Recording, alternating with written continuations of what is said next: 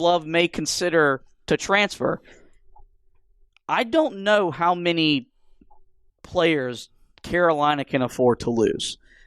Coming into last year, one more. You were bringing in 6 guys. Right now, in your recruiting class, now there's a long way to go before you put the finishing touches on that class. You've got 2 dudes committed. And I don't think there's a magic number on how many guys you can afford to lose, but it feels like there's going to be another one, if not 2 guys. Well, first of all, the 21 class is going to change and fluctuate as the guys leave the program. If you didn't lose any of the guys that you thought you were going to be able to keep, that was what that class was built for. The class right now was built for everybody pretty much coming back, maybe outside of some of your guys, Garrison Brooks, Andrew Platek, that would be super seniors. He was building that class to literally be freshmen that didn't play. They were just not much. Well, maybe Styles because he's a stretch. He's a guy that's maybe fits that 3, which is what you're looking for. You're looking for a wing that can score the ball better than Leaky Black can, which, I mean, that's I think, originally, that was the ultimate goal of your offseason. Everybody else was supposedly coming back. So, okay, well, we can focus on trying to find who we're going to put on the wing, and we could have a legitimate national championship contender. Now, Brennan Marks was on with the morning show, the Mac Attack, here in WFNZ in Charlotte. He told the show this morning, he told Mac and Bone that he would be shocked if more than half of that recruiting class from a year ago returns. There's a legitimate chance that 4 or 5 of those guys could transfer. Well, and you could bring back 1 guy or 2 guys from that class. And you got to factor in that you're probably losing Dayron Sharp to the NBA. Yes. Yeah. And if he's getting the feedback that he's probably getting, which is guaranteed first-round pick, you're not going to say no to guaranteed millions, and you could set yourself and your family up for lifetime. Right. But the bigger issue is which then leaves your roster in flux, because you've already lost Walker Kessler. If you lose Dayron Sharp to the NBA, well, now of your quartet of 4 bigs, you're back to Armando Bacot and then Garrison Brooks, who has the option to come back, but also has the option to go somewhere else and play in college. And there's no guarantee that Bacot's coming back. I'm going to be honest with you. I've seen a lot of rumors that have said different. I don't see him leaving. You don't really know. The problem is that that's the strength of your team, and in less than 72 hours after your season ended, that could be depleted down to 1 guy that you know you can count on. Right. And again, I'll say this. Brennan Marks also said in the interview this morning here in Charlotte, told them that nobody on this roster is safe in terms of coming back. He said, to be honest with you, I don't see a name that I can 100% confirm will be back on this roster. So, honestly, this is unprecedented. Now, you brought up earlier that this is the 3rd straight year with a transfer. Part of what's playing into this is the fact that there was no such thing as the transfer portal 3 or 4 years ago. Now it's a completely different animal. We've seen it. I think it's been more polarizing so far in college football because of the sheer amount of players that go in, and really because of that, the sheer amount of guys that don't end up getting, scholarship offers elsewhere and are basically left out to dry. With college basketball, you're getting to a similar spot where there are going to be guys every offseason that are going to be threats to leave your program. If they don't feel like they've accomplished what they wanted to in their 1 year or even multiple years with your program, they will be looking to move on. This is a new era of college athletics. And I talked about it a little bit on the football podcast during some of the recruiting stuff. You're basically going to have a second part to this offseason every year. You will have recruiting, and then you will have the transfer portal. The transfer portal will basically be free agency. Well, That's what it's honestly turning into. I feel like if the NCAA could go back and look at that decision to do what they did with the transfer portal, they would not make that decision because it has lessened. Oh, see, I don't think they do. Everything that they've done since then is pointing in the direction that they like what they're doing, which doesn't make sense. Why would you do all this, but you won't pay the players? That makes absolutely no sense, because look at the fact that now they've made the one-time transfer rule. They put that in place where you don't have to sit out. The ACC has waived interconference transfer That's rules. what I was about to get at. For Carolina, this is a double whammy because the ACC, I believe, was the last conference to allow in-conference transfers. Yeah. Yep. That got signed through right before the NCAA tournament got underway, where now kids can transfer in and without your conference. It may help Carolina because there's a guard from Boston College that entered the transfer portal that Carolina could look at to bring it into the program. But you're looking right now at the situation where you have two guys on your roster.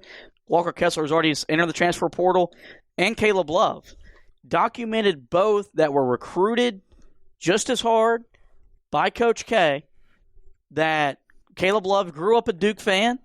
And for Walker Kessler, probably looking at the way Coach K utilized Matthew Hurt, thinks he could do the same kind of thing.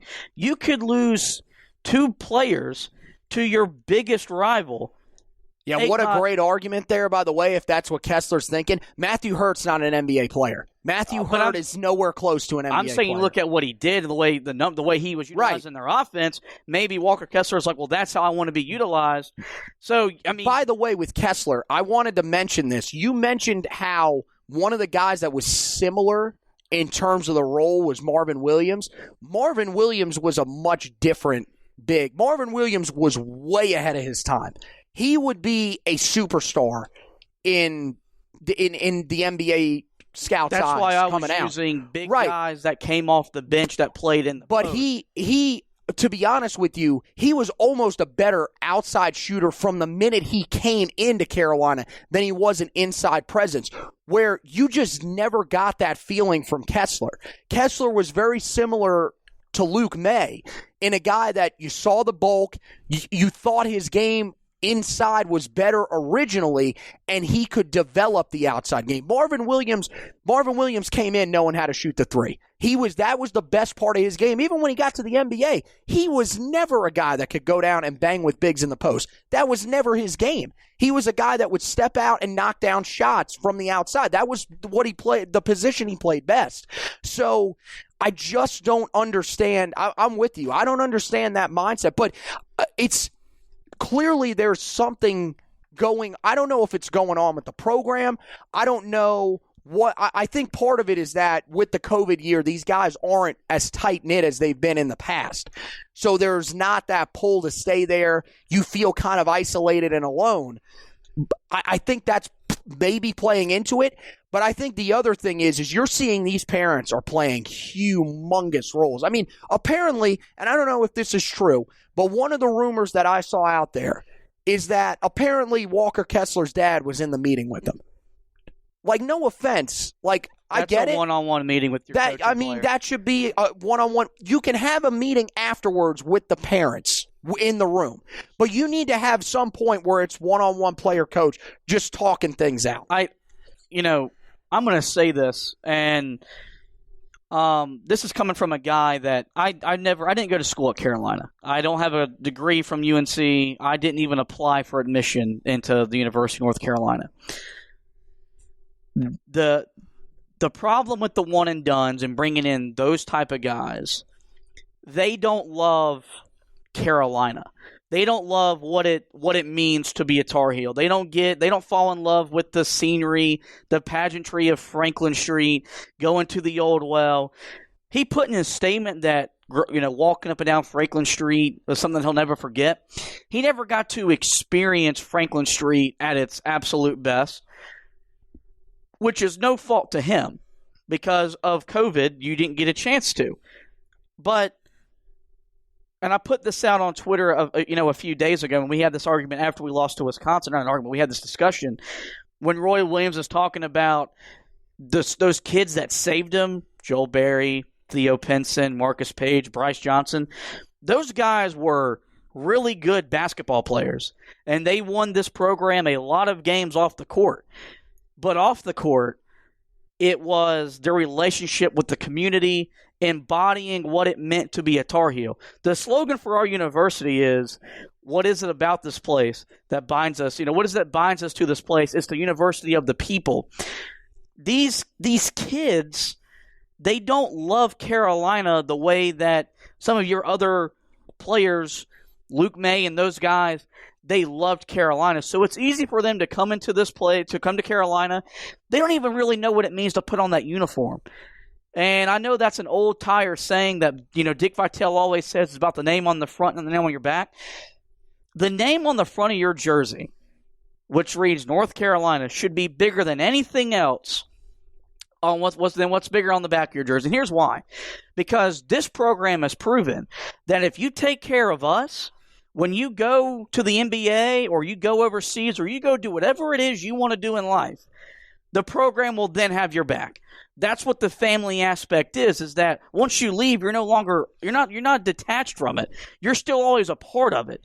But you got to give yourself to the program first for as long as you're here, whether it's 1 year, 2 years, 3 years. I wish it was 4 years. And then when you're gone, well, then Roy Williams will be there for you when you play in the NBA. Or he'll go, do whatever it is you are succeeding at in life. And I think that's another big part of it is that we're missing that when you get into that form of recruiting where it is one and done, guys.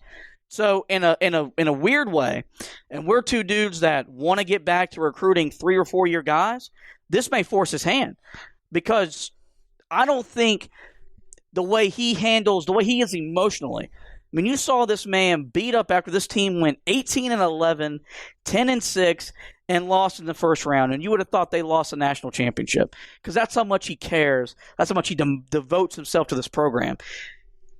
He always has to have kids that try to care as much as he cares because they'll never care as much as he does. And I think what he may be learning is they're not even going to try to care. They're not going to act to care. There aren't many Kobe Whites that is still a Tar Heel and he was only here 1 year. That guy gave this program everything he had, and even Cole Anthony to a certain extent. That guy busted his butt to get back on the court for a team that was going nowhere. Yeah. And so I think that's part of it too, which goes back to the parents being in their ears, which is a big problem. Well, and I mean, again, I think that there is so much, unorthodoxy, I don't think is a word here. But this is such an uncharacteristic year in college basketball that I really do think that the fact that these guys weren't able to grow as close as they normally do really hurt their chances of being able to learn what Carolina is all about, what it's like to be a part of a team. I mean, you could just tell, even by looking at the communication on the court, really just looking at how the guys were around each other, it just did not seem like a tight-knit group. And again, I don't put the blame all on them.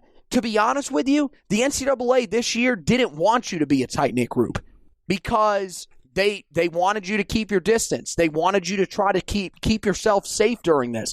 So it's definitely unprecedented. And look, there's plenty of people that are going through mental health issues. I mean, right now it's just about every one of us out there is having some sort of struggle that maybe we're not telling everybody about. That could be what it is for a lot of these guys. Is that right now they're just, you can't be having a ton of fun. Like, this team isn't great, but the other part of it is, even in the past, when teams weren't phenomenal, you were still going out, hanging out with your teammates, going out to dinner, everything like that, having these bonding experiences that would sort of take the stress out a little bit and allow you to sort of get yourself back on track mentally. Now, when you lose a game, when you lose the Marquette game, you sit there and think about that all day, every day until you play your next game. And that, honestly, it's going to wear on the kids. It's going to. And it wears on me as a podcast host. I think that's the point that it's gotten for a lot of these kids, is that it just seems like it's too much. Yeah, mental exhaustion is real. It's a thing, even with 18-year-old kids. And my life didn't really stop when COVID hit to a certain